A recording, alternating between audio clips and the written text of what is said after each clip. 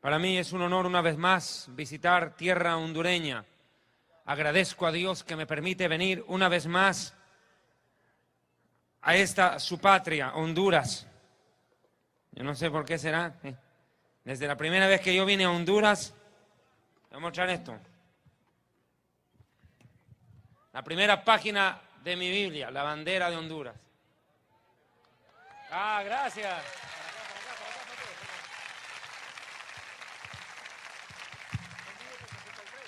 Siempre lo tuve presente. Y hasta mi marcador de Biblia dice Honduras. Como que me quieren. Y gracias. Bien. Amados hermanos, en esta noche voy a traer un mensaje bastante diferente a los que suelo comúnmente presentar. Creo que toda Latinoamérica conoce nuestros mensajes, sabe perfectamente que el Eterno nos ha enviado, junto con el doctor Antonio Bolaines y otros predicadores más, a desenmascarar a los falsos profetas, a los apóstoles de la prosperidad, a todo ese grupo de mentirosos que están usufructuando de la fe, asaltando en el nombre de Dios y atracando al pueblo. Lo sabemos. Sí, es cierto. Nadie lo va a negar. Desgraciadamente, usan el nombre de Dios en vano para justificar sus fechorías. Está claro. Pero nosotros no podemos centrar el mensaje en los apóstatas. Creo que ya el Espíritu Santo ha hablado lo suficiente al corazón de mucho pueblo.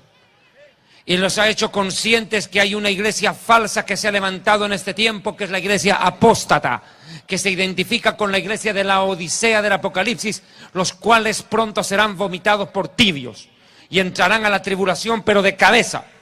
Pero también el Señor ha levantado una iglesia que es de la sana doctrina.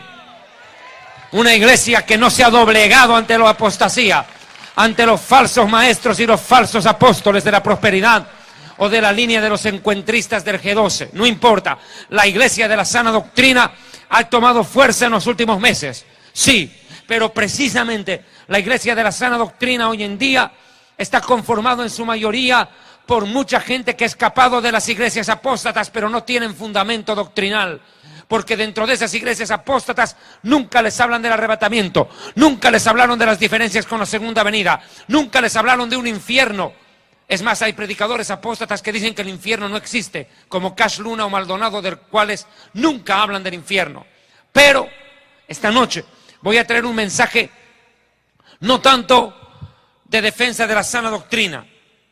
Voy a hacer un mensaje sobre la edificación de una iglesia de sana doctrina, sobre un tema que es importante.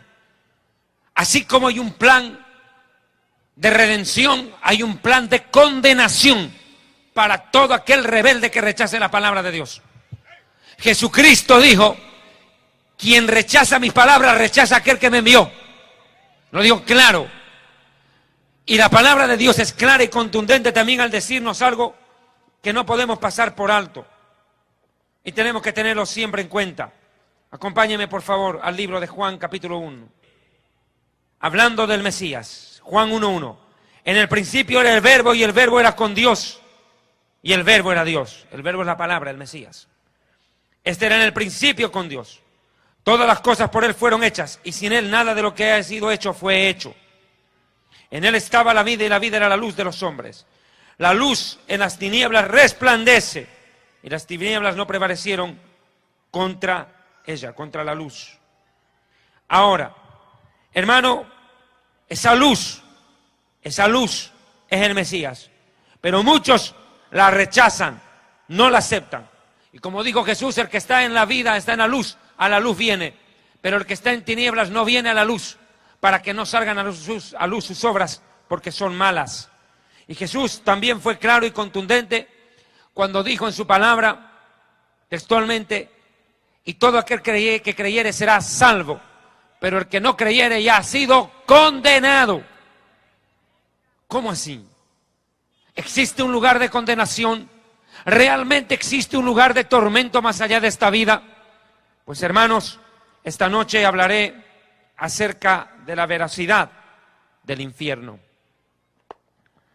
La vida después de la muerte es un tema apasionante, es una parte trascendental de la Biblia. Mis amados hermanos, hermanas, amigos, la Biblia nos habla de muchos temas, de todos en sí, pero también nos habla de la muerte y del origen de ella.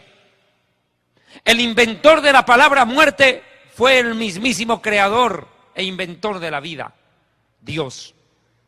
Fue de la boca de Dios mismo donde por primera vez emergió la palabra muerte. Cuando Dios le dijo a nuestros padres, si comieren de este fruto ciertamente morirán. El autor de la palabra muerte fue el creador de la vida. La muerte. Una palabra a la cual pocos le dan importancia, ni siquiera piensan en ella. Y otros le dan demasiada importancia, tanto que le tienen terror. Lo cierto es de que la muerte comenzó su historia aún dentro de la misma Biblia. A veces los niños le hacen preguntas difíciles a los padres. Un niño de 4 años se acercó y le dijo a su padre: papá, ¿y por qué la gente se muere y desde cuándo es que se mueren? A veces pareciera tan fácil pregunta, ¿va? Pero aunque usted no crea, requiere una explicación, una respuesta bíblica y teológica. El hombre muere desde que se rebeló contra Dios, desde que pecó contra Él. La muerte ingresó a la tierra por consecuencia de la desobediencia y la rebelión. Eso lo sabemos todo. La muerte es una parte del estudio de la Biblia.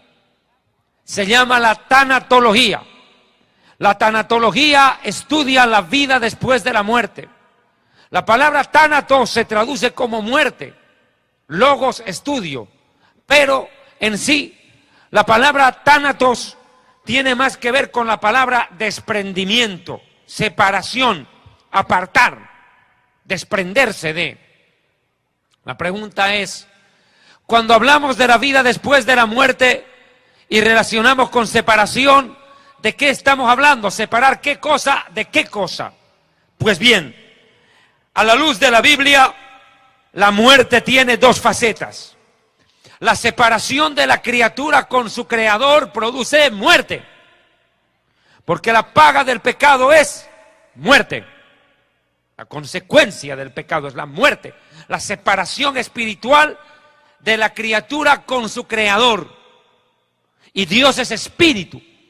Dios es espíritu. Y si pecamos, quedamos espiritualmente separados de Él. Terrible brecha, abismo que se produce en el momento de la rebelión humana.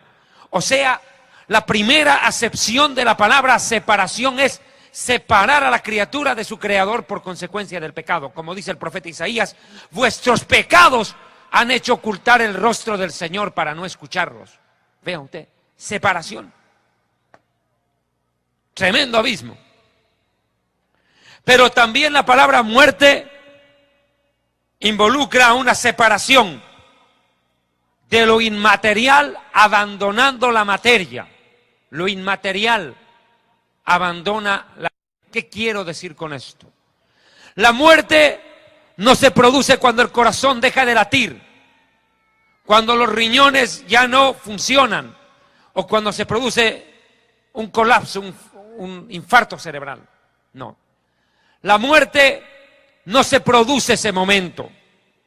La muerte se provoca cuando el espíritu y el alma, 2 cosas, espíritu y alma desalojan la materia, el recipiente donde están metidos en este tiempo, llamado cuerpo. La Biblia enseña que Dios creó al hombre tripartito, 3 partes. Primera de Tesalonicenses 5 dice, verso 23, y el mismo Dios de paz os santifique por completo en todo vuestro ser, espíritu, alma y cuerpo. Describe desde lo más profundo hasta lo externo. Lo profundo del ser humano es el espíritu, lo que está en medio es el alma y lo externo es la cáscara. El cuerpo hecho de carne, huesos, tendones, músculos y sangre, piel. Lo cierto es que el alma y el espíritu desalojan el cuerpo en el momento de la muerte. Le repito, la muerte no se provoca cuando el corazón deja de latir, deja de bombear sangre y comienza el proceso de rigidez cadavérica, porque empieza la sangre a coagularse dentro de las venas y en ese momento empieza el proceso de frigidez, de enfriamiento del cadáver ante la falta de circulación sanguínea que le da calor, temperatura al cuerpo. La muerte no es esa, no. La muerte se provoca en el instante mismo en que el alma y el espíritu salen del cuerpo. Ahí. Ahora le explico.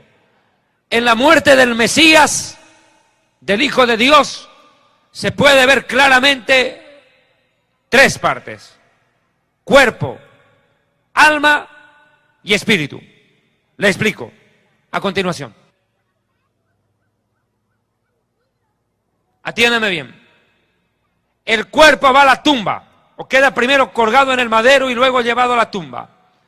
El Señor está hablando y dice: Padre, en tus manos encomiendo mi espíritu. Espíritu al Padre. ¿Y el alma dónde fue? La Biblia dice que descendió hasta las partes más profundas de la tierra. El alma de Jesús descendió, el espíritu fue al Padre y el cuerpo a la tumba. Tripartito. Quiero que vaya entendiendo esto. Esta rama de la tanatología o de la vida después de la muerte es un tema demasiado profundo como para detallarlo en una sola prédica. Estoy consciente. A nosotros en la televisión nos ha tocado 9 programas de televisión, 9, cada uno de 1 hora, para explicar un poco de este tema de la vida después de la muerte, que es tan amplio. Pero trataré de hacer un resumen sucinto. Esta rama de la tanatología se divide en 3 partes. La tanatología médica, que es una ciencia, la tanatología forense, que es también otra ciencia, y la tanatología bíblica. Explico la primera y les recomiendo el libro Historia del Futuro, página 268, los que tienen el libro, y me siguen por favor. Es por eso importante el libro para estudiar y profundizar. Hoy en día las librerías cristianas en la gran mayoría están cargadas de pornografía espiritual. A excepción de la Biblia, los diccionarios bíblicos, los pocos comentarios que venden, la mayoría son libros de papel higiénico. Libros de Cash Luna, de Guillermo Maldonado, de Ana Méndez, pura basura. 3 pasos para ser rico, 4 para ser millonario, 5 claves para ser multimillonario, 7 pasos para alcanzar el super éxito. Terrible. Y 9 pasos para declararte megapóstol. Cualquier basura pública. Y eso vende. Y la gente consume esa chatarra espiritual de alimento, esa basura. Pero hay que estudiar palabra de verdad. Alabe a Dios.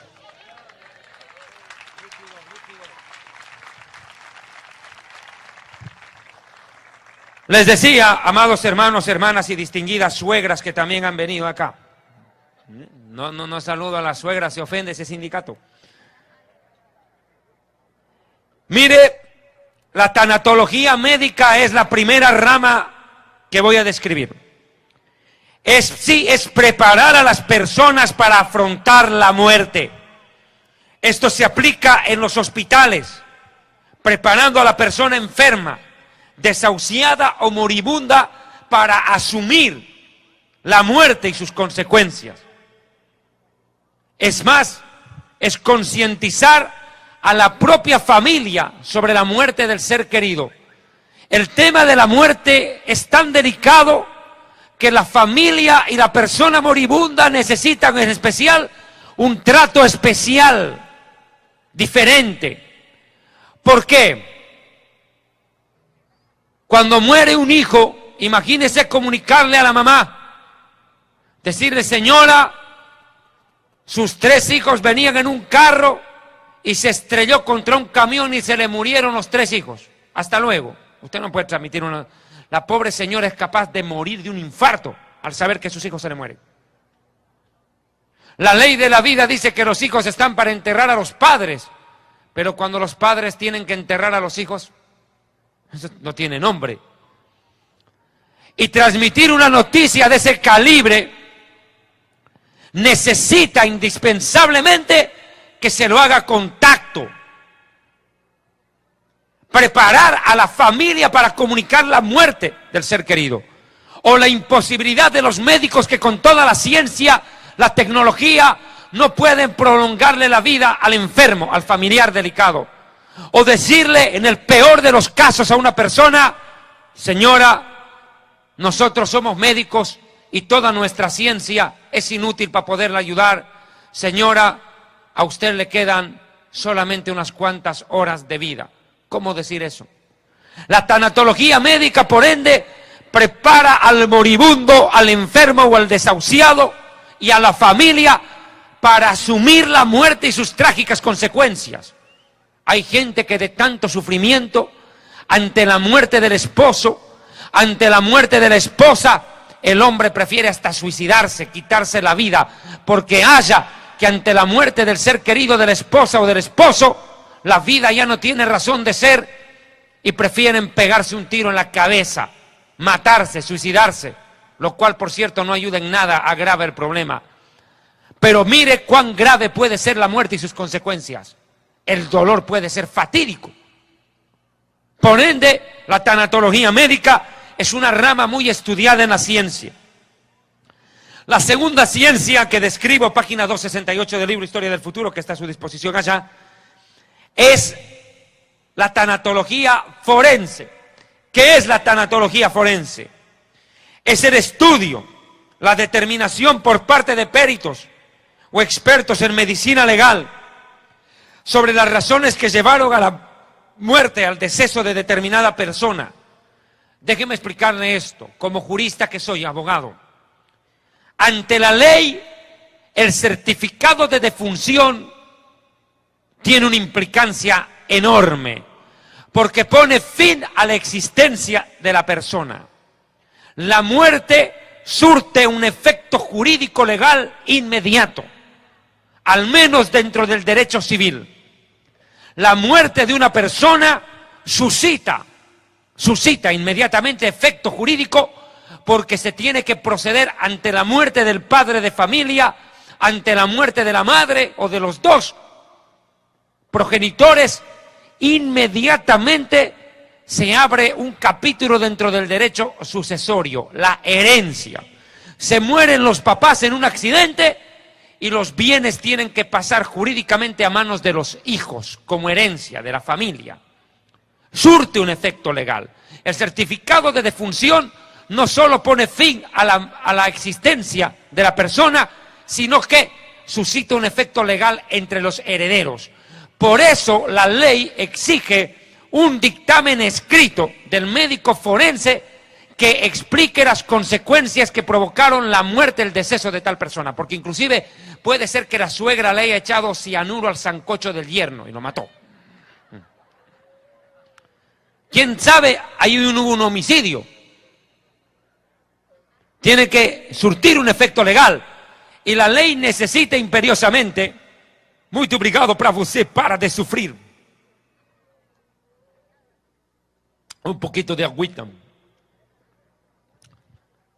Les decía, surte un efecto, porque puede haber un homicidio, un asesinato, un homicidio culposo. La ley tiene que determinar la causa de la muerte de la persona y si hubo un crimen, hacer pagar a quien lo cometió.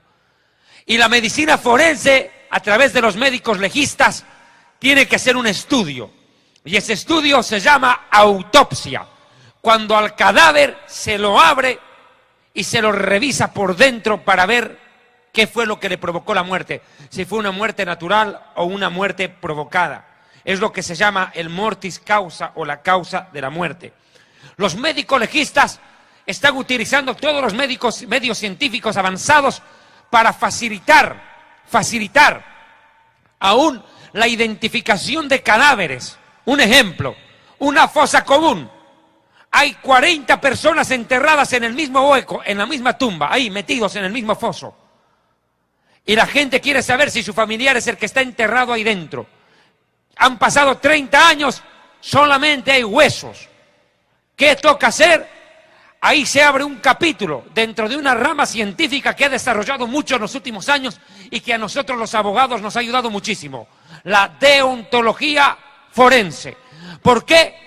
Porque los dientes pueden ayudar a determinar aún a quién pertenecen los huesos. ¿A quién pertenecen esos huesos? ¿A qué persona pertenecieron? No solamente está la autopsia, está la necropsia, que es otra rama científica, otra fórmula científica. Cuando se ha hecho la autopsia y no hay conformidad de parte del juez, dice esta muerte es rara, y lo que dice el médico forense en autopsia no me convence demasiado. El cadáver ya lleva 4 semanas de enterrado y dice desentierren el cadáver. El juez ordena desenterrar el cadáver, exhumar el cadáver y una nueva autopsia al cadáver, desenterrándole. Esto se llama necropsia. Es un segundo estudio sobre el cadáver para verificar una vez más cuáles fueron las causas de la muerte de esa persona. Vean que la tanatología forense cumple una función preponderante. Involucra la balística, la deontología, la autopsia, la necropsia y todas las ramas que la ciencia está facilitando con su desarrollo para determinar la muerte de una persona. Es más, simplemente este dato, aunque no viene al caso, porque ahorita no estoy dando una clase de derecho civil, pero estoy explicando algo que le puede servir. Por ejemplo, el marido abandona a la mujer, no aparece por 5 años, nadie sabe dónde está, y la madre, con los 3 muchachos, no sabe qué hacer, no sabe nada del marido. Creen que se murió, pero no estaba muerto, andaba de parranda, ahí andaba. Estaba ahí, mijo, dando vueltas, revoloteando ahí con una vieja por allá. Vea, andaba con una vieja en bikini en la playa.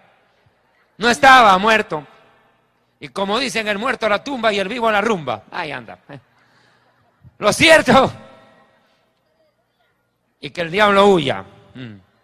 Aleluya, dice que el diablo huya, dice. Y que el marido huya cuando molesta, dice.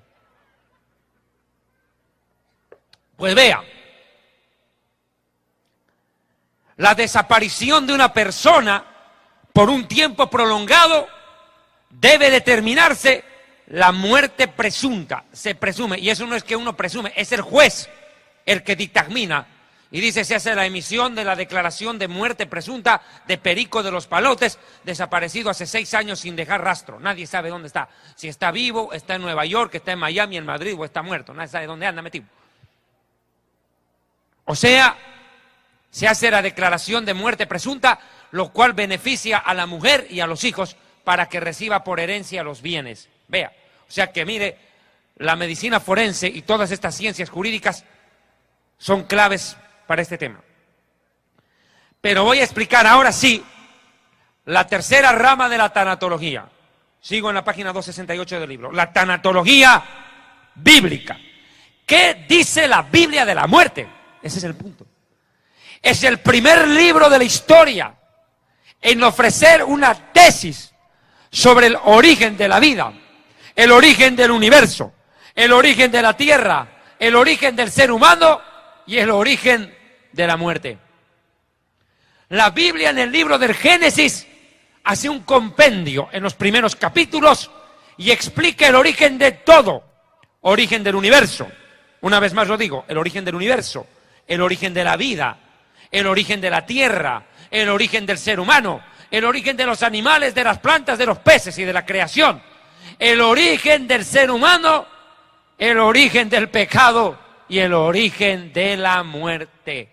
Por eso la Biblia es el libro de los libros. ¿Cuántos alaban a Dios? Adore a Dios.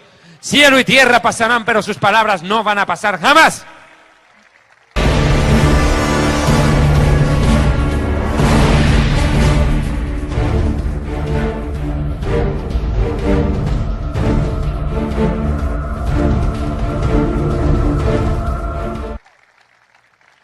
Dios es el primer ser en el universo. El creador de la vida fue el inventor de la palabra muerte, como lo he dicho. Génesis 2, 16, 17. Y mandó Adonai, Dios al hombre, diciendo: de todo árbol del huerto podrás comer, mas del árbol de la ciencia de lo bueno y de lo malo no comerás, porque el día que de él comieres, ciertamente vas a morir. Bueno, ¿y qué pasó con el ser humano? instigado por la serpiente, comió. Génesis 3, 4, 5. Entonces la serpiente le dijo a la mujer: no vas a morir, come nomás, porque Dios sabe que el día que comas, se te van a abrir los sentidos, se te van a abrir los ojos, y te vas a convertir, serás Dios, serás como Dios, de igual a igual a Dios, y vas a conocer lo bueno y lo malo. No está tan mal la situación, prueba nomás. Lo que Dios no quiere es competencia. Dios te ha prohibido que comas, porque sabe que si comes, te vuelves como Él y le haces la competencia. Dios por envidioso no te deja comer. Come nomás, no le hagas caso a Dios. Sí, vas a conocer el bien y el mal, pero si lo conoces vas a ser como Él. Por eso es que no quiere que comas. Dios por envidioso no te quiere dar, porque Él nomás quiere ser el jefe. Entonces, ¿qué hace Eva? Cae. Javá en hebreo. Javá, Eva come y luego le da al marido. Y arrastra la muerte espiritual a la humanidad entera. O sea, la muerte entra por medio de la mujer. Ahora, Génesis 5, 5.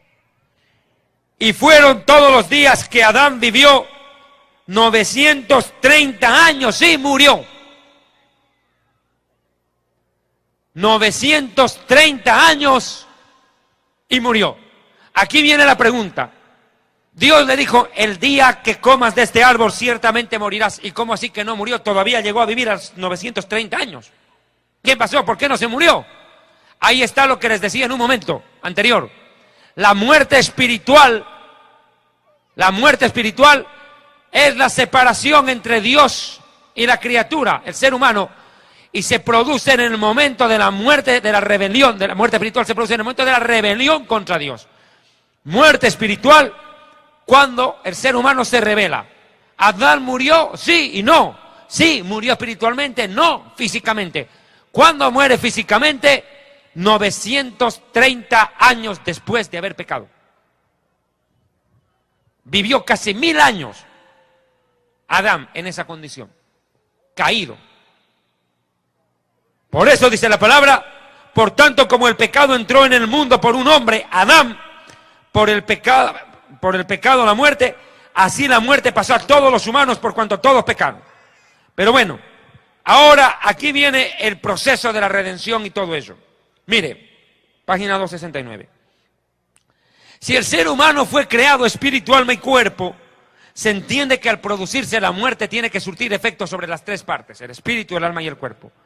¿Cómo demostramos nosotros que el alma y el espíritu desalojan el cuerpo cuando se produce la muerte? Pues vamos a la bendita, eterna palabra de Dios. Santiago 2:26, en el libro, página 269, ahí lo tiene a mano, porque hay unos hermanos que no pueden encontrar ni el libro de Géminis en la Biblia. Sí, una vez le preguntaron a una hermana: hermana, ¿cuál es el primer libro de la Biblia? Géminis, dijo. Estaba pensando en su horóscopo. Hermana suegra, ¿qué son las epístolas? Las esposas de los apóstoles, dijo. Terrible. A otro más analfabeto bíblico le dijeron cómo se llama el segundo libro de la Biblia. Séxodo, dijo. Terrible. Atroz, qué ignorancia. Por eso, para que quieran, el versículo está ahí a mano, para que sigan nomás la lectura. Santiago 2:26. La muerte es la separación del espíritu y el alma desalojando el cuerpo. Santiago 2:26 dice: porque como el cuerpo sin espíritu está muerto, así la fe sin obras también está muerta. Vea que el cuerpo sin espíritu está muerto. La muerte se produce cuando el espíritu desalojó el cuerpo. Jesús está muriendo en la cruz. Entregó el espíritu, murió. El espíritu salió. Padre, en tus manos encomiendo, dijo, mi espíritu. Ahora aquí acontece un milagro.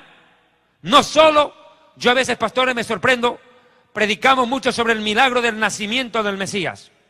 Pero aunque usted no crea, aún la muerte del Mesías fue un milagro raro, extraordinario. ¿Por qué? Cuando una persona está falleciendo, ¿cuál es su condición? No puede ni hablar. No se le escucha lo que habla. Pero Jesús, escuche, la muerte no lo mató, si quiere que le diga más claro. La muerte no mató al Mesías, Él puso la vida. Porque el rato de morir clamó. ¿Cuándo escuchaba usted a un muerto gritar de esa manera? ¡Padre! ¡Eli! ¡Eli! ¡Lama sabactani!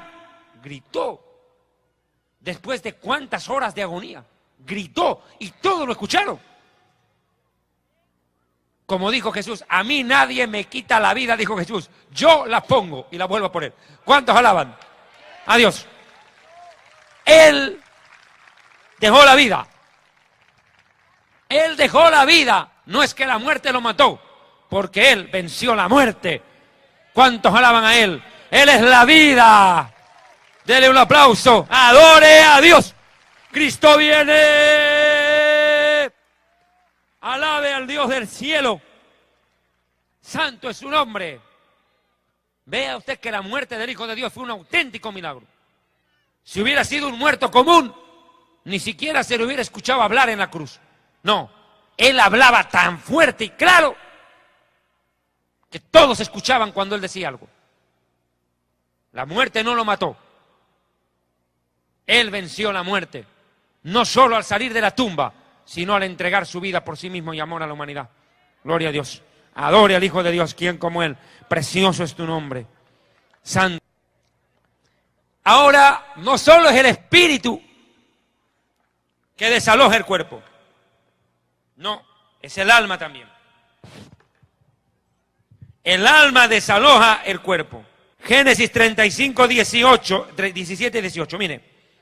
Aconteció que como había trabajo en su parto,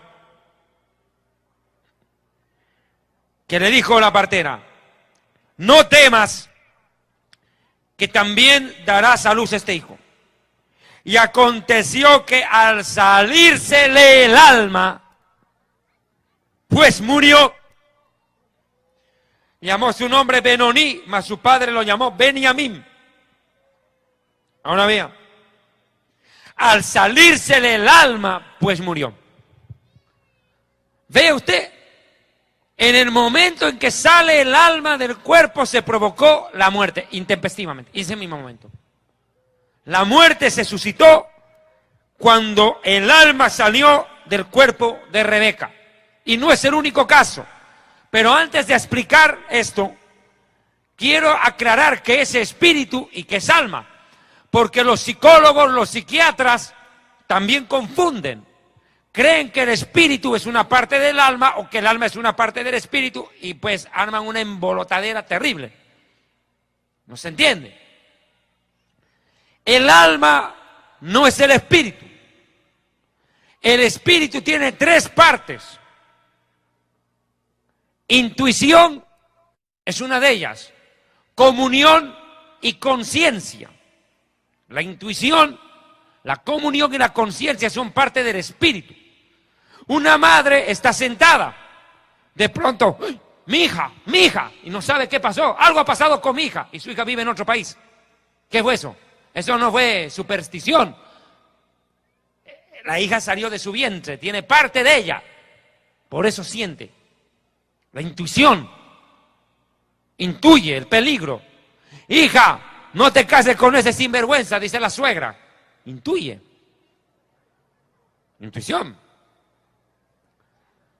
2. La conciencia es parte del espíritu, no del alma. La conciencia es el parlante de Dios en nuestro corazón.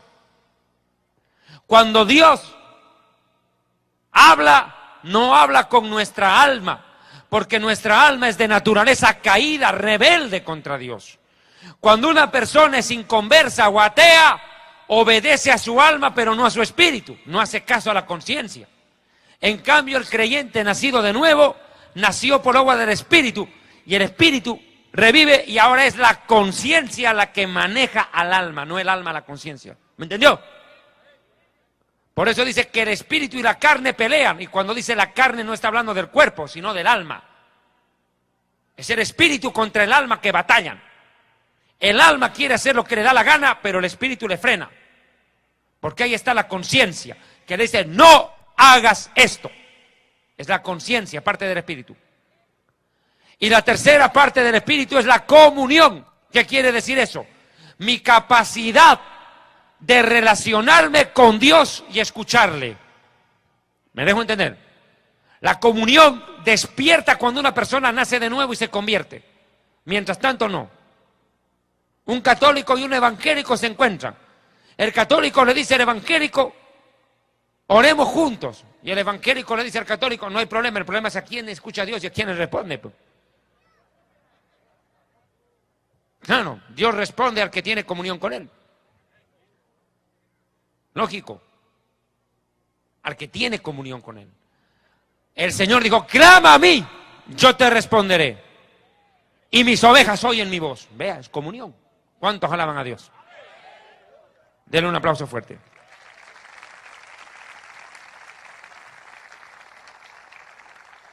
Y aquí aprovecho de hacer una aclaración. En el alma, sin embargo, hay otra cosa. El alma es totalmente diferente.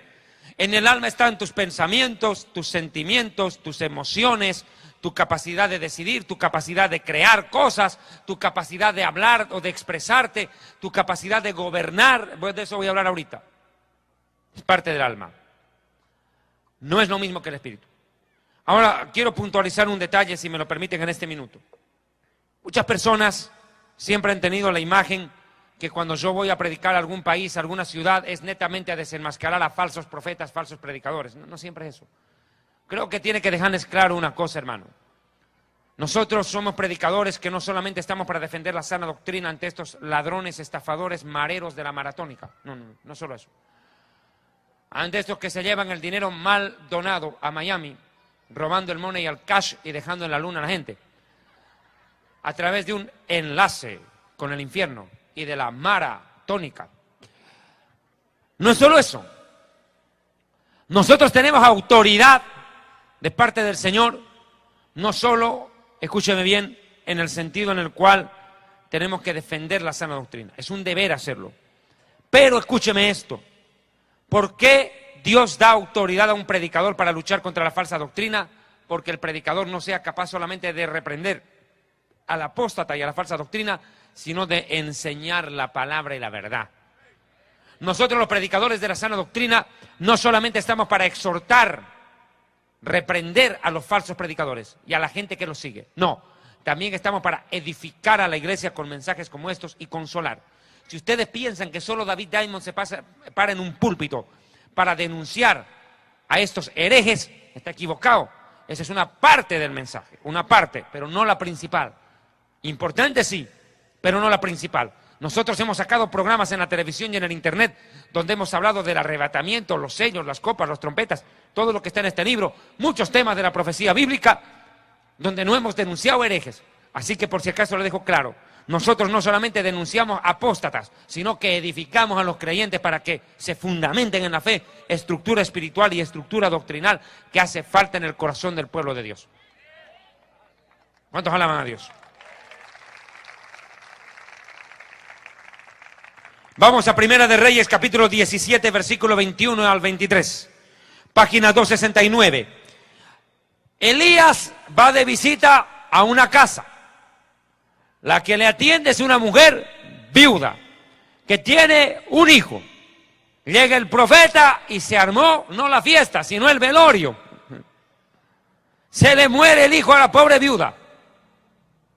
Qué terrible.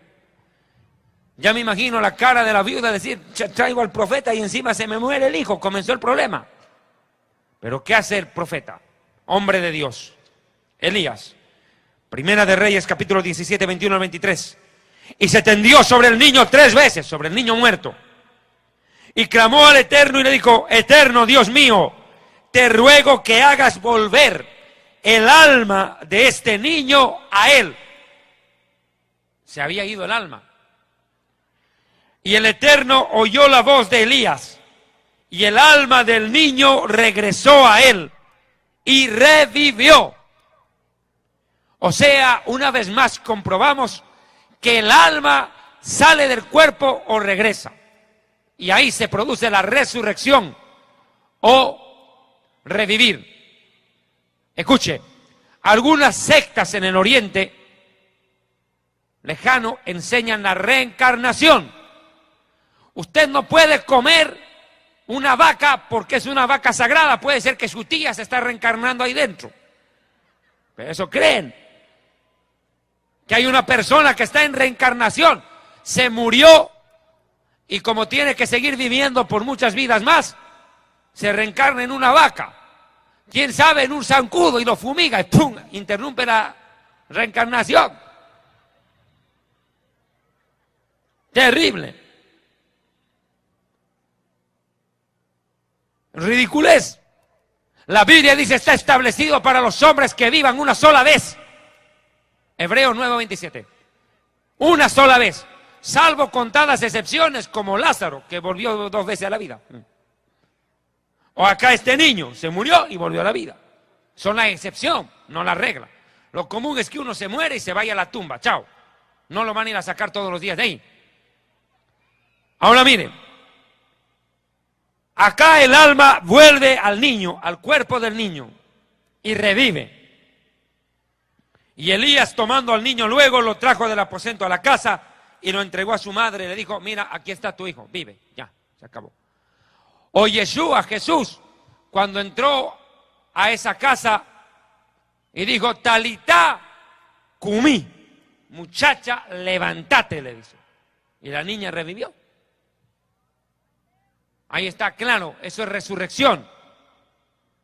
O cuando Pablo estaba predicando tan largo que uno de esos hermanitos dormilones de los que nunca faltan y vienen a roncar al culto, ¡pum!, se tiró del 2.º piso por la ventana por roncar. Con eso nunca más se ha debido dormir en una prédica. Se murió. Más bien estaba el apóstol Pablo, fue, oró y volvió a la vida. ¿Cuántos alaban a Dios? Alabe a Dios.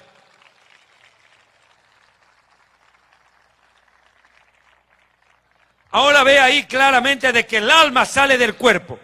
¿Por qué estoy tocando este tema con tanto énfasis? Y yo no sé, no creo que yo alcance a terminar esta prédica honestamente. A lo mejor mañana voy a tener que continuar en otro lugar donde me toca predicar el mismo mensaje. No el mismo, sino la continuación, porque hay muchos temas que tal vez no alcance a desarrollar. Pero atiéndame. Los testigos de Jehová. Plaga. Tremendos. Ellos creen que el alma muere con el cuerpo. Ellos creen en la mortalidad del alma, que el alma muere con el cuerpo. Que todo se acabó en la tumba, que aquí se acabó todo.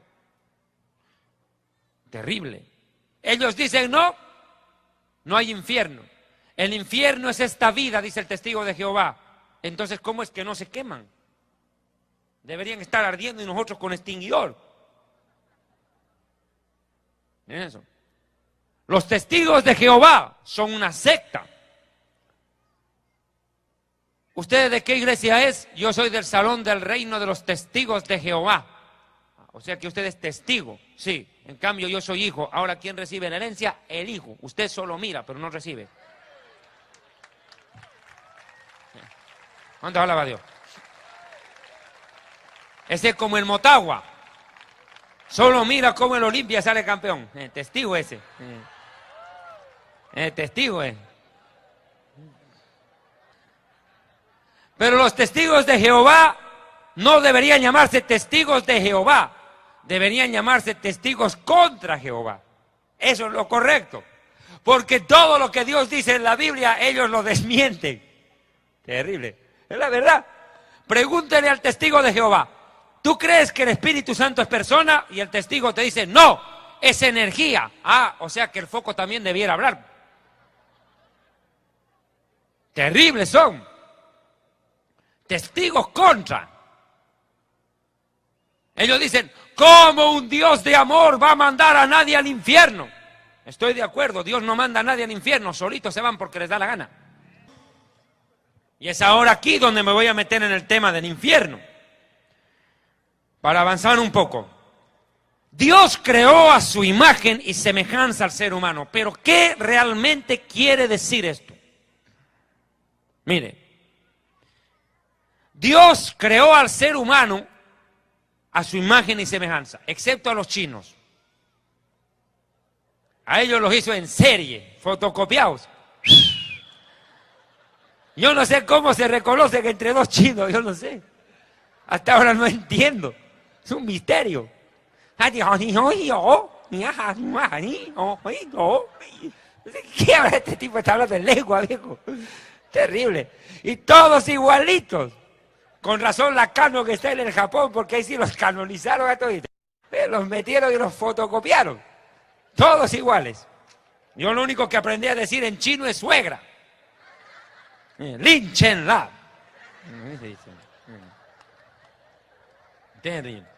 Es terrible eso. Y ojo que no tengo suegra, pero ya estoy practicando.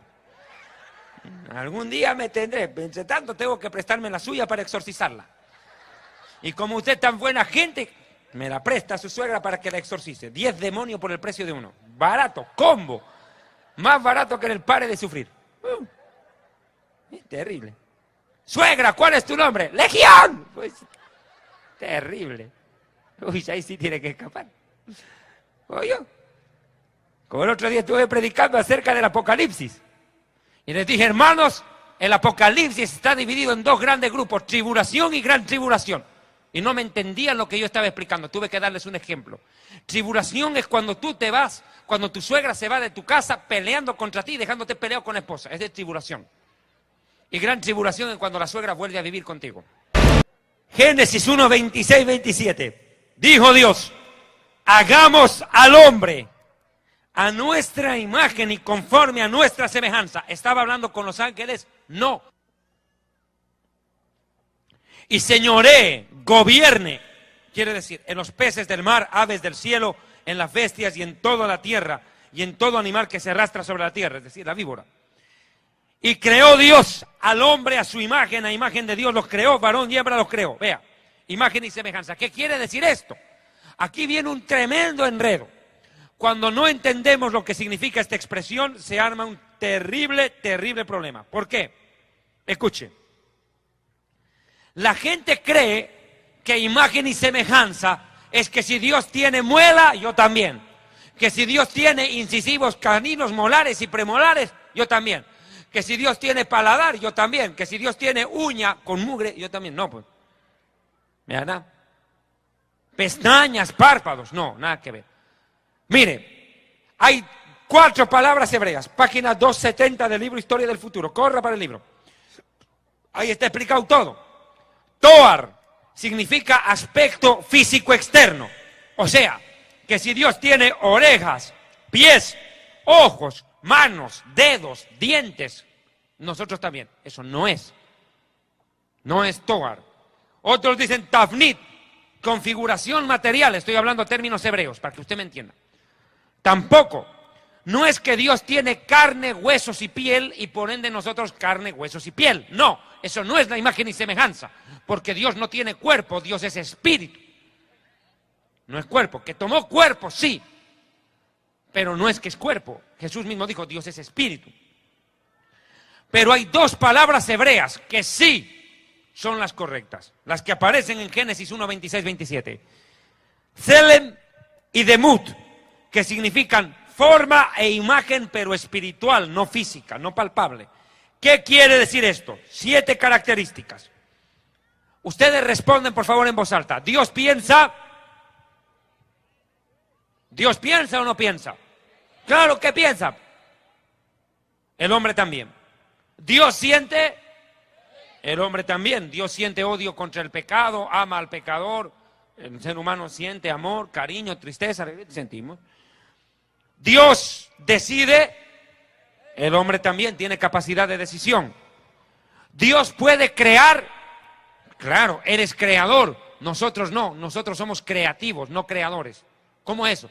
Claro, Dios crea de la nada, nosotros creamos de lo que Dios ya ha creado.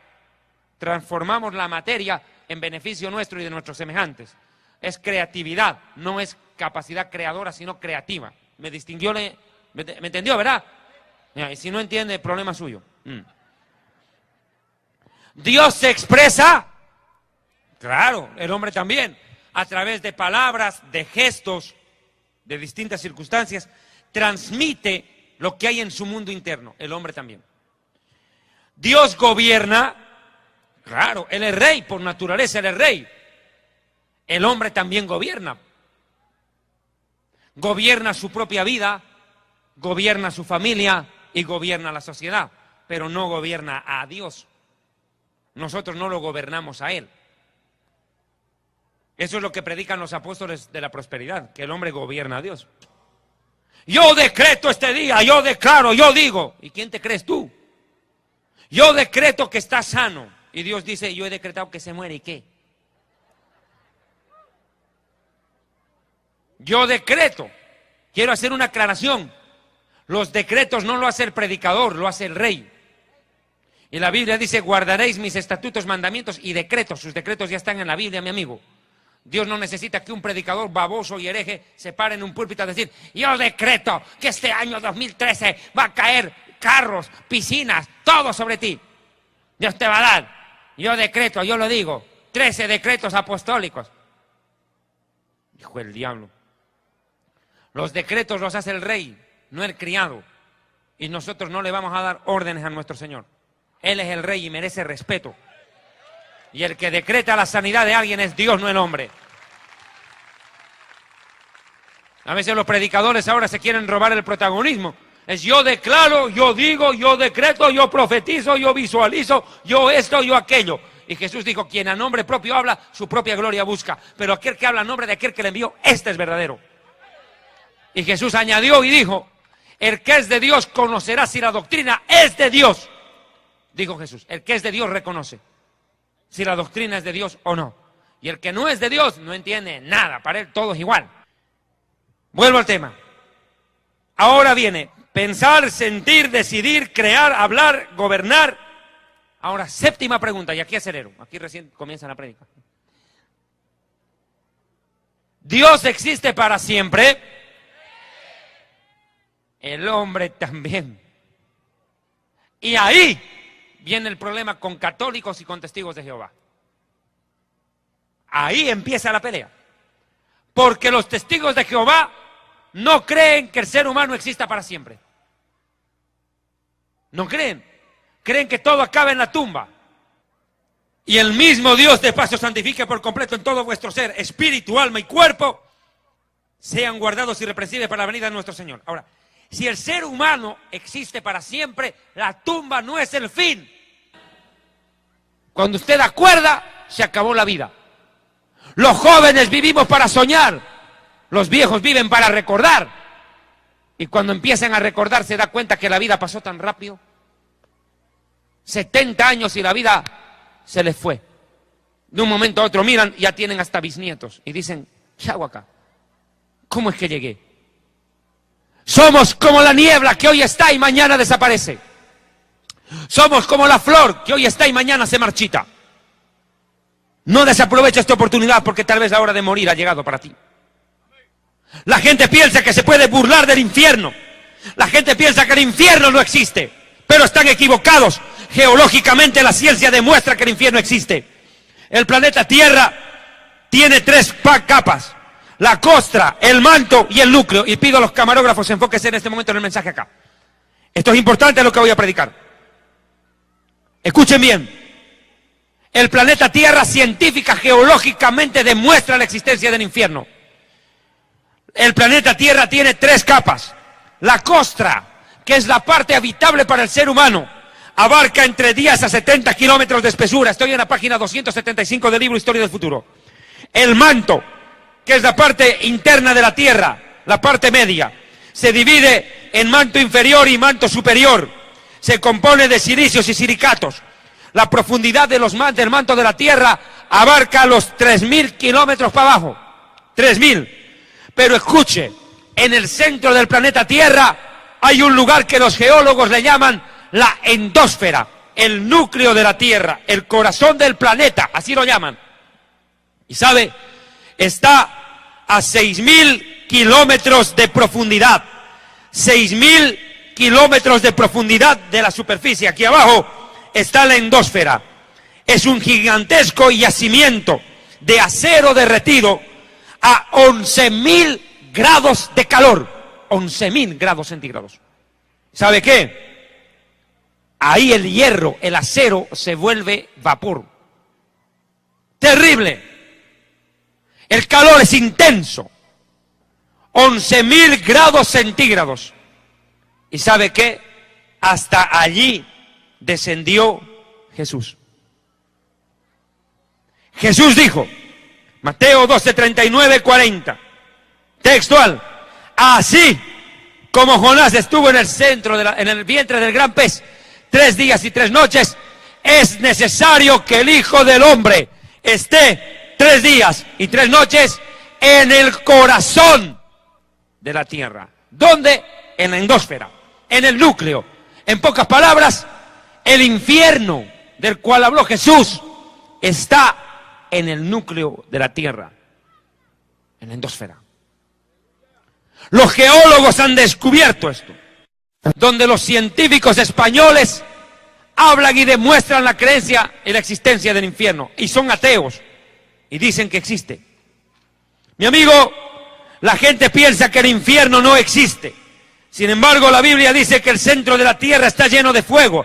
Job 28:5. De la tierra nace el pan y por dentro está convertida como en fuego. Job 26:5, 7. Las sombras tiemblan en lo profundo de los mares y todo cuanto en ellos mora. El Seol está descubierto ante él, el infierno. Mire, textual. Y otra versión, otro manuscrito en arameo dice, las sombras tiemblan aterradas en lo profundo de los mares. Imagínese usted. ¿De qué está hablando? Del infierno. Mire, la Biblia dice en Proverbios 15:24, el camino de la vida es hacia arriba para el entendido, para apartarse del Seol, el infierno que está abajo. Y la Biblia dice también en Job, escuche, que todos los días el infierno arrebata a los pecadores. Así como el cielo arrebatará a los santos el día que Jesucristo haga sonar la trompeta con voz de mando, voz de arcángel y trompeta de Dios, y los muertos en Cristo resucitarán primero, luego nosotros los que vivimos, los que hayamos quedado, seremos arrebatados juntamente con ellos en las nubes para recibir al Señor en el aire, y así estaremos por siempre con el Señor. Por tanto, aliéntense los unos a los otros con estas palabras. Mi amigo, así como el cielo a los santos, el infierno todos los días arrebata a los rebeldes. Se los traga, como se los tragó a Coré, entró vivo al infierno. Mi amigo, la gente que no cree en el infierno, no hay problema, no te haga problema. Si tú no crees en el infierno, tranquilo, no te compliques, vas a creer cuando ya estés ahí dentro. No te compliques, porque en el infierno no hay incrédulos, todos creen, pero ya es tarde. Aún el diablo cree y tiembla. El infierno existe, está en el corazón de la tierra, de acuerdo a Mateo 12:40. Es más, es un lugar de tormento. La gente dice que el infierno no existe. Y le voy a decir 7 cosas claves, que están en mi libro Historia del Futuro, se las recomiendo. ¿Qué pasaría si el infierno no existe? ¿Qué pasaría si el infierno no existe? Primero, que Dios sería el más grande mentiroso de la historia, al haber amenazado a los rebeldes con un castigo que no se puede cumplir. Dios habla del infierno, y si no hay infierno, Dios miente. Mas sea Dios veraz, y todo hombre mentiroso. Sea Dios veraz. 2. Si no hay infierno, usted no puede confiar en Dios. Dios no merece confianza, porque no puede hacer justicia. ¿Dónde quedaría entonces el premio al que hace lo bueno y el castigo al perverso? ¿Cuánta gente comete delitos, maldades, paga y corrompe a la policía, corrompe a los jueces, escapa de la justicia humana, se muere y todavía Dios le dice, bienvenido al cielo? ¿Cómo usted podría confiar en la justicia de Dios si Dios sería un alcahuete del pecado y del pecador? Mi amigo, si no hay infierno, Dios no puede castigar al que hace lo malvado. Aquel que aquí en la vida terrenal ha hecho tanta maldad y nunca pagó por ella, y que todavía Dios lo premie, que lo deje impune. 3. Mas antes digo, Dios es juez justo, Él reina sobre la tierra. ¿Cuántos alaban a Dios? Él prueba la mente y el corazón para dar a cada uno conforme a sus obras en esta vida y en el más allá, si no se arrepiente. 3. Si el infierno no existe, puede tirar su Biblia a la basura. Porque en pocas palabras la Biblia sería una fábula, un cuento, una comedia, una tragicomedia, un drama, menos la palabra de Dios. Porque la Biblia, en más de 2000 oportunidades, habla del infierno y también de otro lugar llamado el lago de fuego. 4. Si no hay infierno, ¿qué problema? Jesús habló más del infierno y del lago de fuego que del mismo cielo. Y si no hay infierno, ¿de qué habló Jesús? Mintió. 5, perdón. Si no hay infierno, Jesucristo era un falso profeta. Porque Jesús dijo, el que no cree en mí será condenado e irá al tormento eterno. 6. Si no hay infierno ni lago de fuego, mi amigo, si no hay infierno, ¿para qué murió Jesús? ¿Para qué? Si no hay de qué salvarnos. Si todos tienen entrada directa al cielo, Jesús vino a perder el tiempo, a soportar humillaciones, rechazo, golpes, escupitajos, maltrato, asesinato. ¿Para qué? Si todos entran al cielo como si fuera un supermercado. Qué grave problema. 7. Si no hay infierno, vámonos a chupar, compadre, ¿qué hacemos aquí? Claro, vamos a la cantina, vamos al prostíbulo, vamos a fornicar, vamos a adulterar, vamos a emborracharnos, vamos a drogarnos. La vida es un carnaval, azúcar, negrito. Ahora dice azufre, diablito. Pues toca, mijo. Claro, si no hay infierno, ¿qué sentido tiene orar, ayunar, buscar el rostro de Dios, obedecer a Dios y su palabra, tratar de vivir en santidad, apegado a la voluntad perfecta de Dios? ¿Para qué? Si siendo perverso, rebelde y malvado, Dios igual te va a premiar con el cielo si no hay infierno. 8. Si no hay infierno, ¿quién sabe? Tampoco hay cielo. Entonces comamos y bebamos que mañana moriremos. Como no hay cielo ni infierno, todo se acabó acá. ¿Les parece esto? Y 9. Los que no creen en el infierno no tienen derecho a creer en el paraíso. Así de simple. Y 10. Lo que te dije, si no crees en el infierno, tranquilo, vas a creer cuando estés ahí. Yo quiero irme al infierno, allá están mis amigos, la voy a pasar chévere allá, dijo uno. Anda nomás, tu amigo Satanás te espera. El único que le va a pasar chévere es él contigo, no tú con él. Mis hermanos, el tiempo del fin de este primer mensaje ha llegado. En este libro Historia del Futuro he detallado en más de 40 hojas el tema de la vida después de la muerte. Créame, les soy sincero, apenas he podido dar la introducción del tema, apenas. No he podido explicar lo que significa Keber, Seol, Hades, Abadón, abismo, lago de fuego. ¿Usted quiere saber dónde está el lago de fuego? La Biblia no lo dice. La Biblia dice dónde está el infierno, no dice dónde está el lago de fuego. ¿Usted quiere saberlo? Pues sencillo, desobedezca a Dios y váyase. Ahí va a conocer. Ahí la va a pasar chévere. Pero, y acaba en serio, hermanos, hermanas hondureñas, Dios le ama. Y así como hay un lugar de condenación real, de donde miles de millones de personas quisieran escapar un segundo para pedirle perdón a Dios y ser salvos, una sola oportunidad esperan y no llegará jamás. Hoy Dios te da la oportunidad aquí, en vida, porque la cosa es aquí, mijito, de que seas salvo, que seas salvo, porque la paga del pecado es muerte, mas la dádiva de Dios es vida eterna en Cristo Jesús. Y Jesús dijo, yo soy la vida. El que cree en mí tiene vida eterna. Yo he venido para que ustedes tengan vida y vida en abundancia. Buscadme y viviréis. Porque el que me busca y me encuentra alcanza el favor y la bendición de Dios. Buscad al Señor en tanto pueda ser hallado. Llamadle en tanto está cercano. Dejen impío su camino el rebelde. Apártese de su maldad y vuélvase a Dios, el cual será amplio en perdonar. Si tú has venido en esta noche, hondureño, hondureña, catracho, arrepiéntete. Dios te ama. Dios me mandó a decirte a ti que te ama. Y que Dios quiere que seas salvo. Que disfrutes de la vida eterna. Si tu vida es un infierno hasta ahora es porque tú la convertiste en un infierno por no obedecer a Dios y su palabra.